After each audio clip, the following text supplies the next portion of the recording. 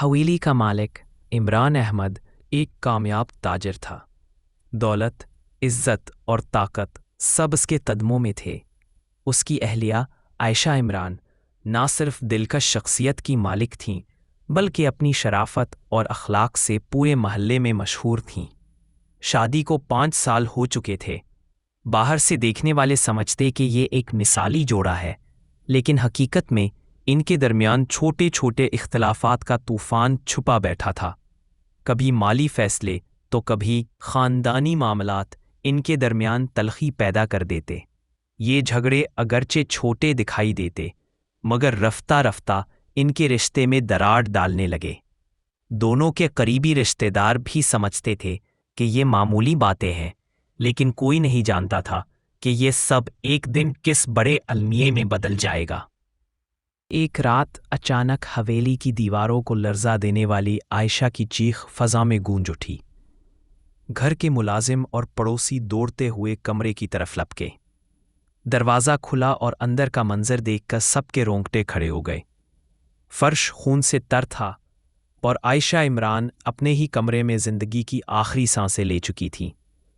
उनके करीब इमरान अहमद खड़ा था। उसके हाथ में खून से लथड़ा हुआ चाकू था और चेहरे पर खौफ और घबराहट साफ नजर आ रही थी। कोई समझ नहीं पा रहा था कि ये क्या हुआ। खबर जंगल की आग की तरह फैल गई। पुलिस फौरन पहुंची और इमरान को गिरफ्तार कर लिया।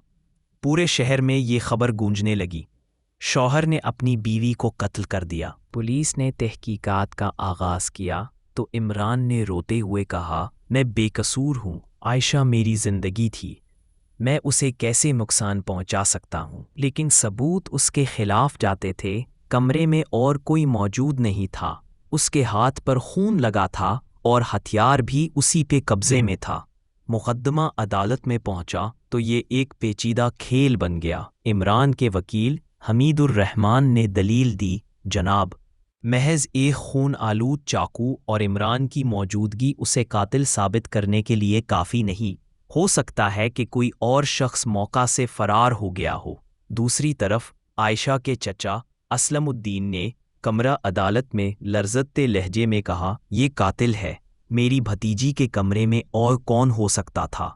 कमरा अदालत साकित हो गया। जज ने दोनों तरफ की दलाइल गौर से सुनी। फैसला देते वक्त अदालत ने कहा, इब्तदाई तौर पर सबूत फराहम करना प्रोसिक्यूशन का फ़र्ज़ है, लेकिन चूंकि मौत घर के अंदर हुई और शौहर मौजूद था, लिहाजा इमरान पर भी ये जिम्मेदारी आती है कि वो इन हालात की वजाहत करे जिनमें इसकी बीवी की गैर फितरी मौत हुई। सबकी नज़रें इमरान पर जम गईं, लेकिन वो कोई वाज़ेह जवाब ना दे सका। इसके वकील ने फिर भी दलील दी, अगर तमाम सबूत नाकाबिले एतबार हों तो सिर्फ मफरूज़े पर किसी को मुजरिम नहीं कहा जा सकता। आखिरकार अदालत ने शक का फ़ायदा देते हुए इमरान को बरी कर दिया। ये फ़ैसला इंसाफ के तकाज़ों के ऐन मुताबिक था, लेकिन अवाम के दिलों में शक की गुंजाइश बाकी रही। बुरी होने के बावजूद इमरान का सुकून छिन गया। लोग उसे शक की नज़र से देखने लगे। कारोबार तबाह हो गया, दोस्त साथ छोड़ गए और हवेली वीरान हो गई। वो तन्हाई और गम में डूबकर दिन रात गुजरने लगा। मगर कहानी का असल मोड़ कई साल बाद आया। हवेली का एक बूढ़ा मुलाजिम जिसकी मौत करीब थी, बिस्तरे मर्द पर सच्चाई बयान कर गया, जनाब, इस रात एक चोर अंदर आया था। बेगम साहबा ने उसे देख लिया। घबराहट में उसने उन्हें चाकू मार दिया। इमरान साहब जब पहुंचे तो वो मर रही थी। वो खून में लिथड़ गए क्योंकि उन्होंने अपनी बीवी को बचाने की कोशिश की। असल कातिल तो चोर था। ये एतराफ़ सुनकर सबके दिल दहल गए। इमरान बेकसूर था, लेकिन बहुत देर हो चुकी थी। ये सच सामने आते ही माशरे ने इमरान को मुआफ़ कर दिया, मगर उसका दिल पहले ही टूट चुका था।